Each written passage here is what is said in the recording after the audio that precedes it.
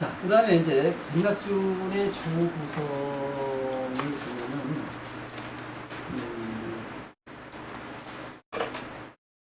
우조가 있고, 평조가 3개의 세각이 나오고, 이건 이제 각은 요 6각을 기준으로 하는 겁니다.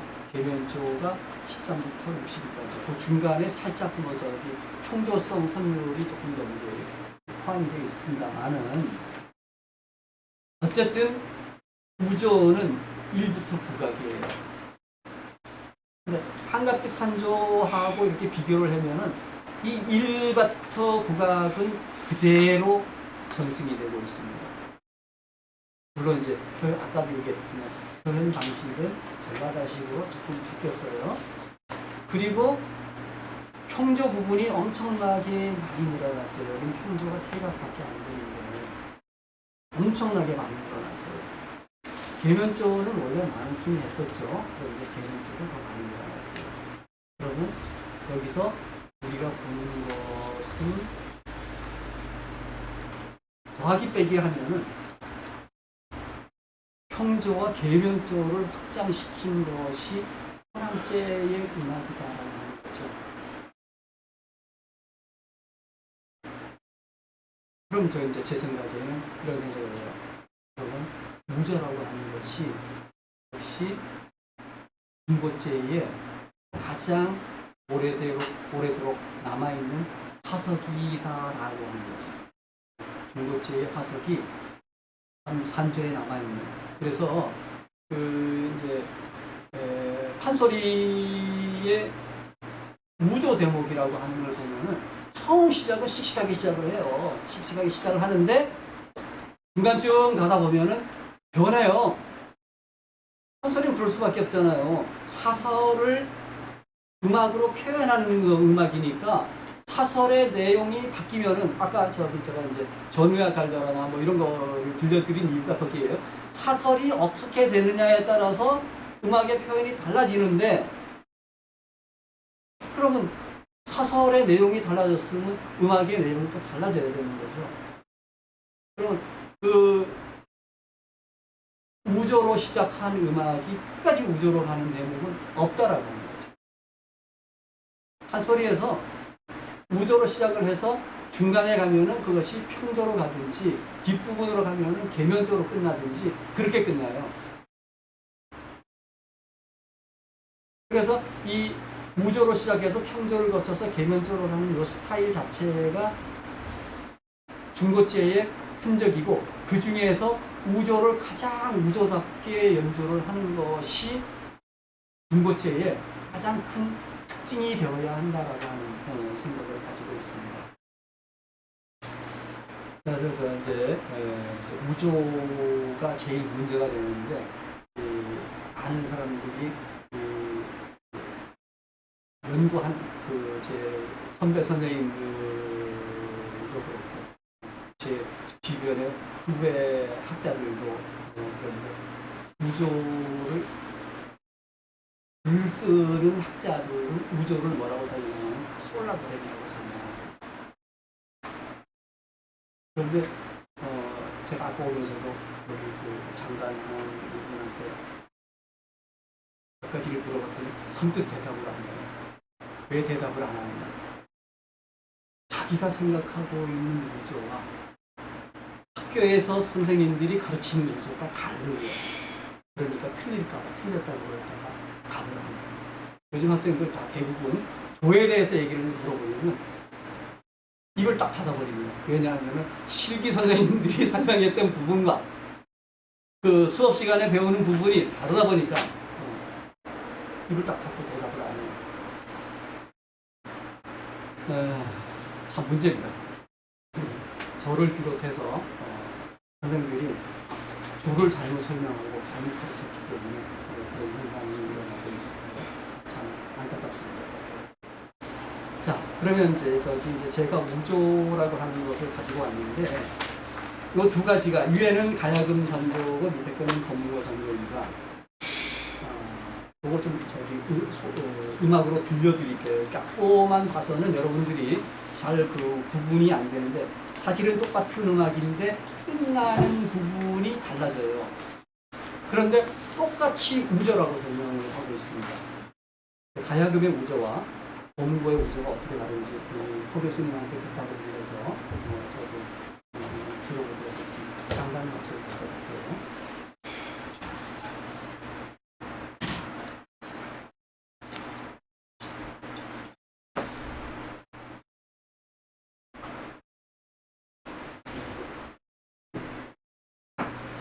예, 먼저 심상건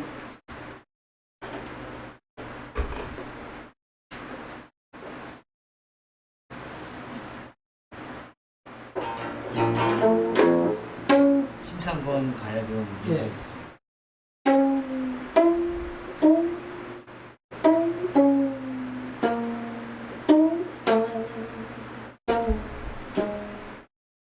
끝나는 음이 딴따 하고 내려갔어요.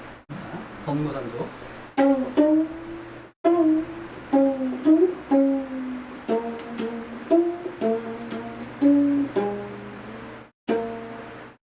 어떻게 다르냐면 끝나는 음이 따라 올라갔죠.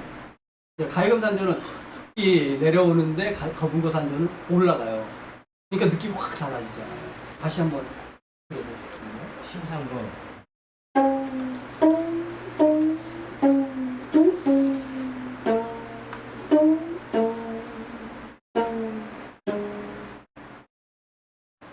윤락중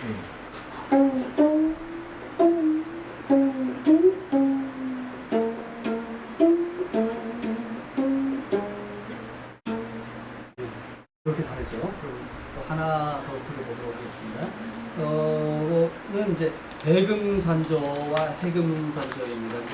제가 보기에는 두 음악이 같은 가락이에요.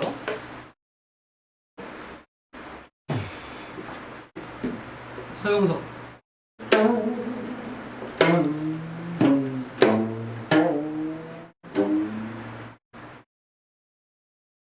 요음으로 끝났어요. 지영이.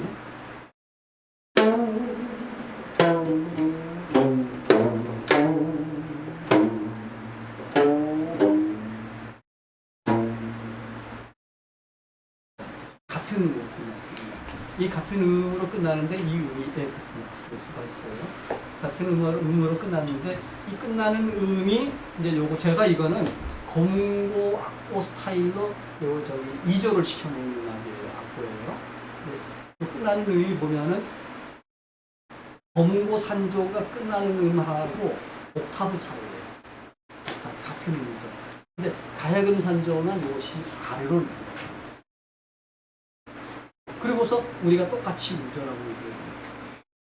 그러면 이제 가야금 산조를 가지고 우저를 연구를 하면은 어떤 결론이 나오냐면 이 낮은 음부터 음계를 쌓을 수밖에 없죠. 근데 검은고 산조나 대금 산조를 가지고 연구를 하게 되면은 높은 음부터 음계를 쌓을 수밖에 없어요. 그럼 이것을 이제 우리가 계명으로 얘기를 하자면은 가야금 산조는 솔라도레미가 되고 대면조는 라도레미 소리가 됩니다.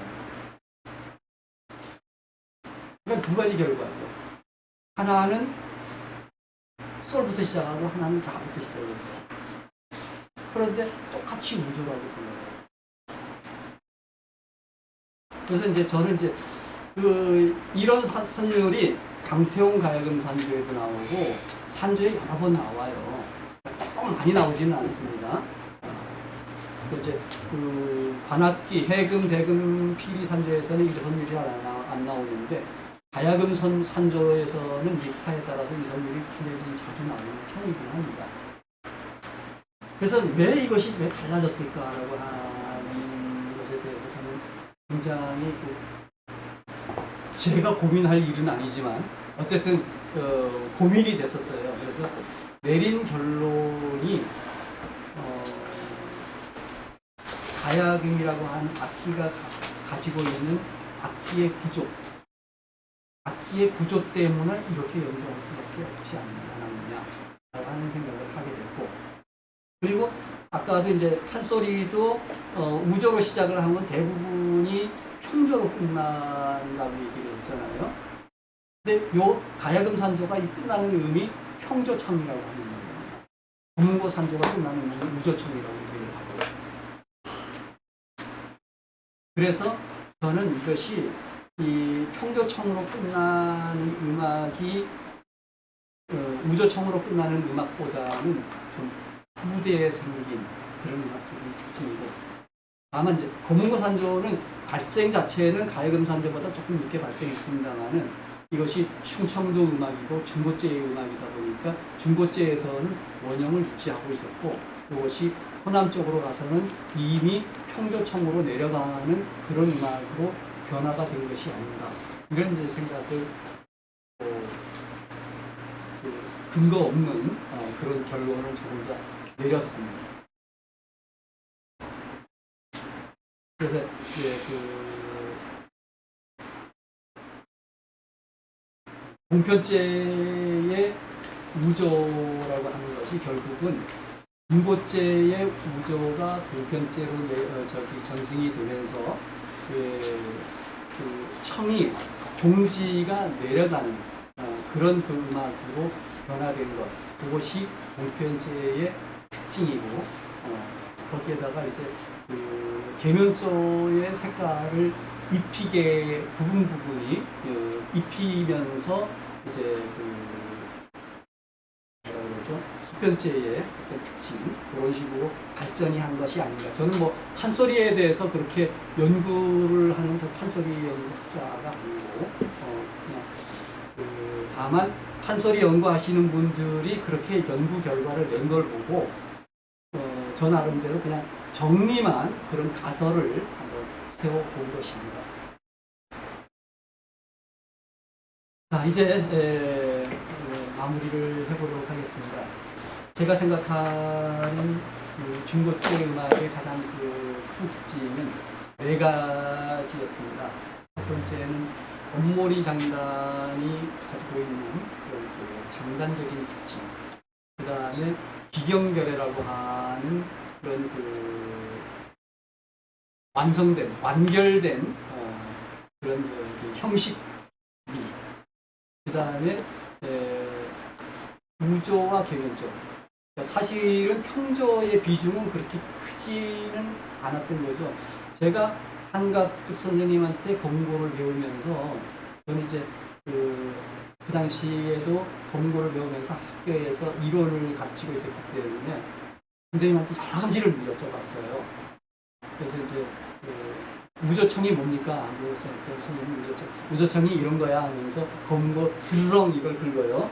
저 개방현을 스르렁 계면청입니다. 계면청은 우조청이라고 해요. 검고는 계면청하고 우조청하고 같은 의미예요. 그러면서 평조 얘기를 하면 선생님이 야 이놈아 검고 사는데 왜 무슨 평조가 있냐, 우조하고 계면뿐이지, 이렇게 설명을 하세요. 그래서 선생님은 본인이 그 평조 부분 뒷부분에 해당하는 부분을 많이 그 확대를 해서 새로운 가락을 만들어 넣으면서도 그 부분을 끝까지 우조로 인식을 하고 계셨어요. 그러니까 결국은 중고제의 음악은 우조와 계면조가 2개가 양립하는 그런 음악이 중고제 음악의 특징이 아니겠는가 하는 거죠. 그 다음에 이제 4번째가 우조의 종지형입니다. 그러니까 계면청과 우조의 청이 같은 청으로 종지를 해야 되는. 다만 이제 그 우조청이 2도 아래로 내려와서 평조청으로 종지하는 것은 나중에 동편제가 널리 커지는 과정에서 형성된 그런 음악적인 특징이라고 보고, 모든 음악은 이렇습니다. 음악이 상승해서 끝나거나 성률이 상승할 때는 씩씩한 느낌을 주는데, 음악이 하강하고 하행하는 선율일 때는 평화롭거나 슬픈 느낌을 주게 되어 있습니다. 그래서 우조의 종지를 아까 검은고에서도 보면 이 다라리 다라라 다라 다라 하고 음을 이렇게 끌어올리잖아요. 그것이 우조를 가장 우조답게 하는 그런 종지 방법이 아닌가 저는 이제 그렇게 생각을 했습니다. 마지막으로 이제 동초 김현수 선생님 하고 싶은데 널리 알려졌다시피 동초라고 하는 호를 스스로 지으셨잖아요. 동편제를 뛰어넘는 동편제를 만드시겠다. 그런데 얼마 전에 모대학에서 동초제 춘향강을 좀 연구를 했는데 동초제 춘향가의 90% 이상이 계면적으로 되어 있고, 그래서 내가 그 얘기를 듣고 야, 그 결론은 말이지 동초 선생님이 무덤 속에서 일어나시는 바람에 동편제를 동편제로 답게 만들었는데 어떻게 네 귀에는 계면적으로 들리느냐? 선생님이 일어나셔서 잘못했다고 얘기를 말씀을 하시든가 아니면은 네가 느낌이 잘못된 거다 크게 꾸짖으시는 내용입니다. 거꾸로 동초제 춘향가의 90%가 무조였다 그런 결론을 내렸으면 동초 선생님께서 지하에서 편히 잠들고 계셨을 거라고 생각을 하는데, 그래서 이제 저는 이제 동초 선생님이 추구했던 동초제의 최종적인 모습은 오히려 중고제에 가까운 음악이 아니었어요. 이런 그 말도 안 되는 그런 얘기 생각을 이제 하면서 오늘 이야기를 마치고자 합니다.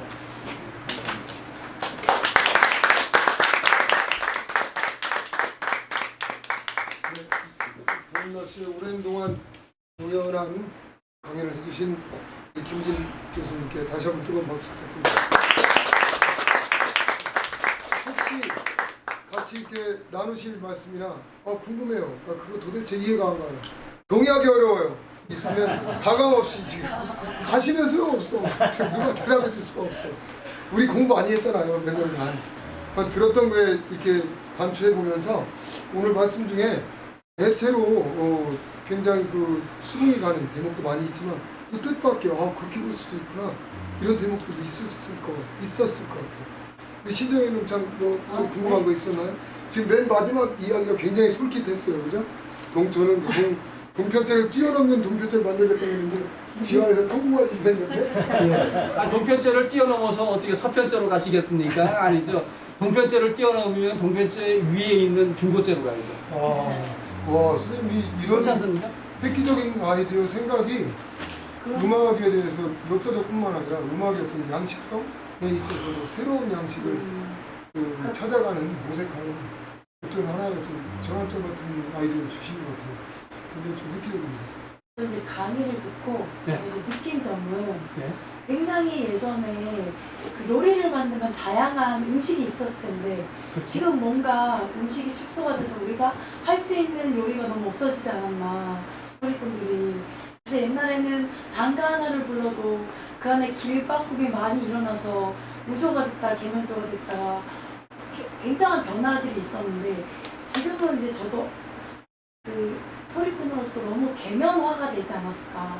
그리고 그 예전에 그런 중고제의 그런 음악적 특징을 조금 다시 돌아보고 회귀할 필요도 조금 있지 않을까. 그런 중고제를 공부하는 소리꾼으로서 그런 생각이 들었습니다. 네. 네.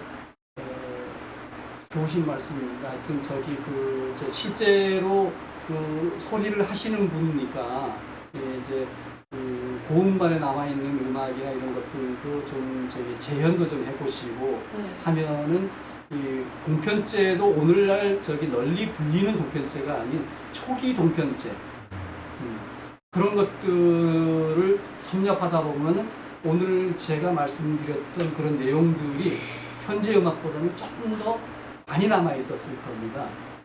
그래서 얼마 전에 이제 배현영 선생님을 모시고서 이제 그 강의를 들은 적이 있었는데 그분이 똑같은 그 대목 판소리를 가지고서 그 30년대, 40년대, 50년대, 60년대 이렇게 해가지고서 그 같은 명창 소리도 있었고 다른 명창 소리도 있었고 해가지고 SP 음반부터 LP 음반 CD까지 이렇게 해가지고서 쭉 한 두세 장단씩 쭉 집어졌는데 너무 재미있었어요. 그러니까 첫 번째는 같은 진양조로 부르는데 예전으로 올라갈수록 진양조가 지금보다 빨랐습니다.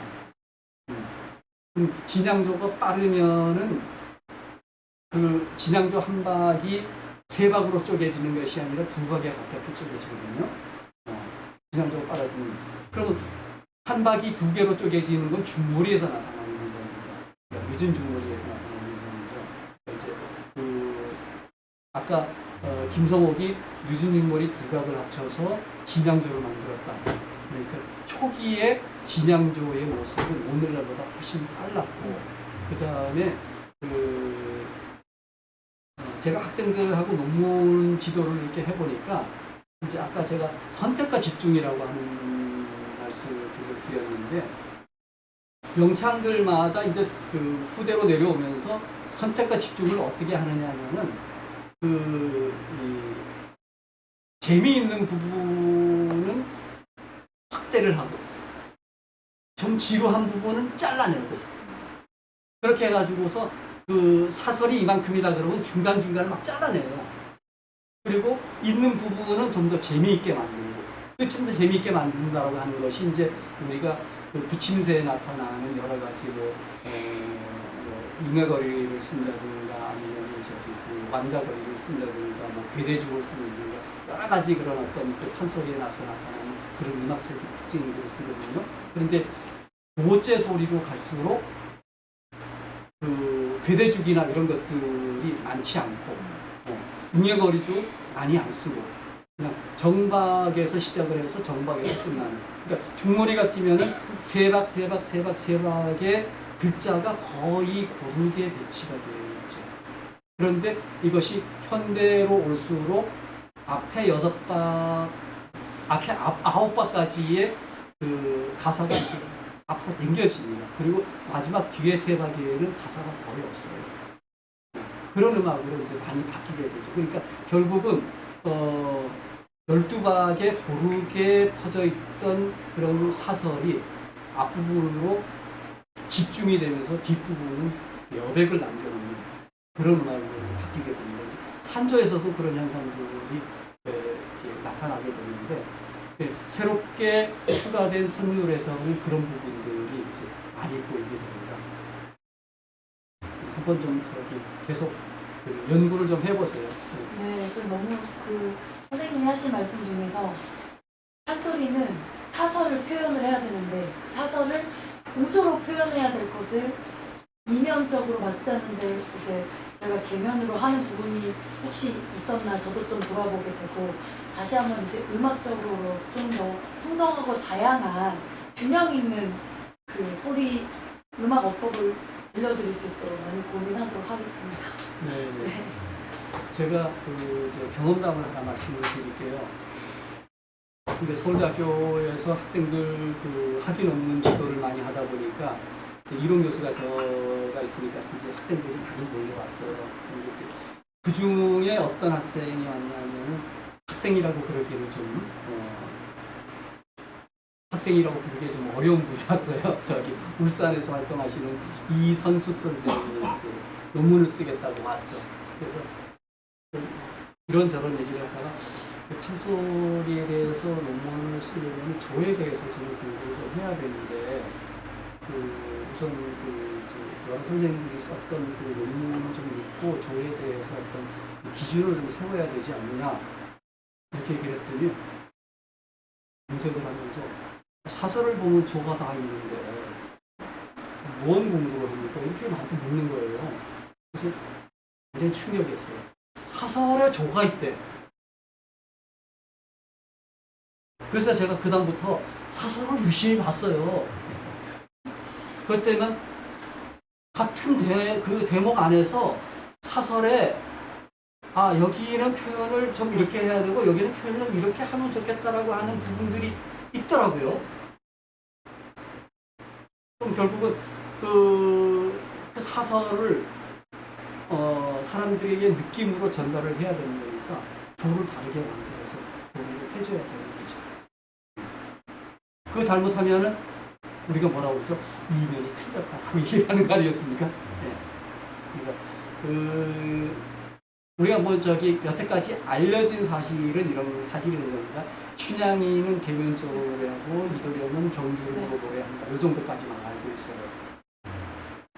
그런데 그것은 인물뿐만이 아니라 그 주변 환경을 묘사하는 것에서도 그것은 조가 달라질 수 있다라고 하는 거죠. 그래서 네. 이제 산조에서는 한 소리만큼 듣고 달라지지 않습니다. 사설이 없어. 그죠? 네, 고맙습니다. 오늘 시간이 다 돼서 오늘 아마도 한 2시간 더 얘기할 거리가 있을 것 같아요. 그러나 예, 예정된 시간표대로 가야만 합니다. 너는 하행성, 너는 산. 백낙준 검은고 산조를 창시했다. 검은고 산조를 발견했다. 새롭게 만들었다. 대단한 일이죠, 사실. 어떤 특정 악기를 가지고 하나의 음악 세계를 새롭게 이렇게 만들어낸다는 건 장르를 개척하는 거잖아요. 이 범인들이 할 수 없는 일입니다. 대단히 특별한 음악관을 가지고 내지는 음악적인 어떤 소신을 가지고 작업을 쓰고 하나 있는데 여쭤봐도 돼요? 네, 적절치 못한 타이밍에 가지고 근데 이 중고제나 동편제, 서편제가 똑같은 곡을 갖다가 그 세 가지 타입으로 연주한다는 말씀이시잖아요. 네, 사실은 그렇죠? 그렇게 생각합니다. 제가 지금 제가 왜 이제 시경을 한번 써보려고 했어요. 중국에. 네. 시경의 성립에 대해서 쓰려고 했는데 이걸 보니까 포기해야 되나 이런 생각이 들거든요. 왜냐하면 지금 남아있는 시경은 네, 음악이 다 사라졌어요. 그렇지. 네, 악보가 300개 이상이 있었거든요. 네. 그리고 시경의 문장, 관관조구여 제하지주러라, 요조승료 군자호구다 이런 것들은 곡에 태워야 이게 나오거든요. 제가 알고 있는 음악은 가사가 나와야 곡이 나오거든요. 그렇죠. 시를 궁상각축으로 표현하면 그게 음악이 되는 거고 색깔로 표현하면 회화가 되는 건데 네. 제가 중고제에 대한 얘기 아까 선생님 얘기 계속 들으면서 저는 우조가 뭔지 개면조가 뭔지 몰라요. 평조가 철학을 전공하니까 모릅니다. 이제 대충 얘기 들어보니까 가사가 분명히 달랐을 텐데 가사가 있었을 거예요. 그 발생했을 때. 그러니까 이제 이게 임진왜란 이후에 발생한 곡이라면 내포 지방의 사회적 환경과 경상도나 경상우도 자도의 전라도 쪽의 사회 환경이 분명히 달랐을 것이고 그렇겠죠. 그게 가사가 나오고 그것은 우리가 기타 칠 때 그냥 치면은 재미가 안 되니까 이렇게 하거든. 그죠? 네. 품새를 넣어야 이게 곡이 나오지 않습니까? 예. 똑같은 아까 그 얘기 아까 하시더라고. 그래서 그걸 보니까 분명히 뭐가 있었을 텐데 분명히 뭐가 있었어. 아까 이제 우조로 시작했다가 이렇게 중간에 막 내려간다고 그랬었잖아요. 예. 올라갔다가 네. 이쪽. 그러니까 그게 홍성 내꽃 땅에는 이제 그게 보면 그 당시에 이제 이물성 동이론의 상이론인데 이쪽 선비들이 한 100년 동안 조정에 출사를 못했어요. 네. 영종도 시대 이후에 100년 동안 출사를 못합니다. 그래서 1866년에야 비로소 출사를 해요. 이 동네 사람이 출사를 못해가지고 그 선비들, 안동김 씨들의 선비들의 그 사상이 별송농요에 거기 들어가 있어요. 자료가. 네. 그런데 혹시 영향을 주지 않았을까 이런 생각도 제가 해봤고요. 여기서 고제란 말을 쓰거든요. 예. 우리 중고제란 말 안 쓰고 고제란 말을 많이 쓰고 예. 우리 이제 한학을 하는 사람들.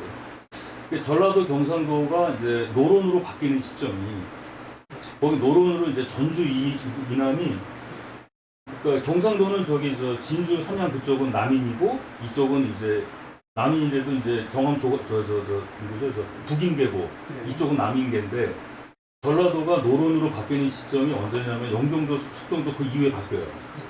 그래서 아마 그 지리산 경계에는 이제 그 남명 조식이라든가 노론계 그런 문화가 있었을 거예요. 분명히 있습니다. 그게 음악으로 표현되지 않았을까는 좀 막연한 생각을 좀 들어봤어요. 여쭤보는 거예요. 선생님한테 모르니까. 네, 고맙습니다. 네. 그런 맥락에서도 음악적인 맥락과 분명 일치가 뭔가 이렇게 연관이 있죠. 특히나 우조 음악 또 검은고 산조를 탄생시키는 음악 안에서의 우조나 평조나 이런 음악들이 검은고를 좋아했던 게 누구죠? 검은고 좋아했던 게 그건 모르는데. 몰라요? 아니, 양반들 저는 좋아했던 중국 거. 거만 아는데. 근데 어쨌든 자 그런 중요한 말씀 건데 지금 중요한 건데 내가 연구를 해본 바에 의해서 네. 내가 시경 연구를 했고 예. 시경의 음악에서 미학자가 에스테틱스 근데 이제 그 연구한 사람 없어요. 저 예. 외에는. 시경은 이제 저 중국 음악이잖아요. 그러니까 중국 음악은 사실은 성조를 가지고 있는 그 음악이. 아니 그거 말고 논어에 보면은 예를 들어서 이제 무라든가 무학이라든가 악 같은 게 있어요. 예. 그거를 미학적으로 연구한 사람이 없다고요. 제가 연구를 했으니까 하는 얘기예요. 제가 책도 맞습니다. 쓰고. 예, 예. 그래서 예. 그 음악의 특징이 있어요. 그러니까 순학이 있고 아악이라는 게 있고 무학이라는 게 있어요. 예. 칼문자 쓰는 거, 예. 아악이 있고 그 아악과 순학 곡조가 다르다는 게 나와요. 그렇죠. 그래서 제가 이게 지금 중고제, 서편제, 동편제가 곡조가 다르다는 게 그런 것이 아닐까 지금 말씀드리는 거예요. 그러니까 이제 네. 저기 이제 그 예를 들면은 가야금이 그 가야에서 신라로 전해지는 과정에서 이제 낙이불교, A불교 이런 표현이라도 있으면은 사실은 그것을 미학적인 관점으로 예. 이렇게 해볼 수가 있는데 그런 단어가 없잖아요. 그러니까 그런 단어가 없으니까 지금 어려우신 거예요. 그렇죠. 그래 어려운 거예요. 그러니까 지금 공명만 있으니까. 네. 자 그래서 우리가 오늘은 범위를 좀 좁혀서 중고제 특히 백낙준의 검은고 산조를 통해서 나타난 중고제적인 음악적 특징 이걸 살펴봤습니다. 네, 나머지 또 이제 우리 손 박사님 제기하신 그런 문제들은 정말 그렇게도 또 살펴봐야 될 것 같아요. 앞으로 우리 중고제 판소리 또 중고제 산조 이런 중고제 음악성에 관련되어서 오늘 백낙준의 검은고 산조 직접 들어보기도 했고 또 교수님 통해서 여러 맥락으로 음악적, 미학적 특징을 찾아가는 시간을 가졌습니다. 앞으로 좀 더 관심을 갖고 이제 여태까지는 판소리 쪽 위주로 생각을 했는데 백낙준의 검은고 산조 안에 또 지금 현행하고 있는 한갑특이나 신쾌동의 검은고 산조 안에 백낙준의 가락들이 숨어있고 들어가 있다는 것을 생각하면서 이게 충청도의 중고제 가락이 점점 발전되어서 전국적으로 퍼진 멋진 음악이구나 이렇게 생각하는 시간이 됐으면 좋겠습니다. 오늘 강의해주신 김우진 교수님과 연주해주신 허익스 명인 그리고 장단쳐주신 김태식 선생님께 큰 박수 부탁드립니다.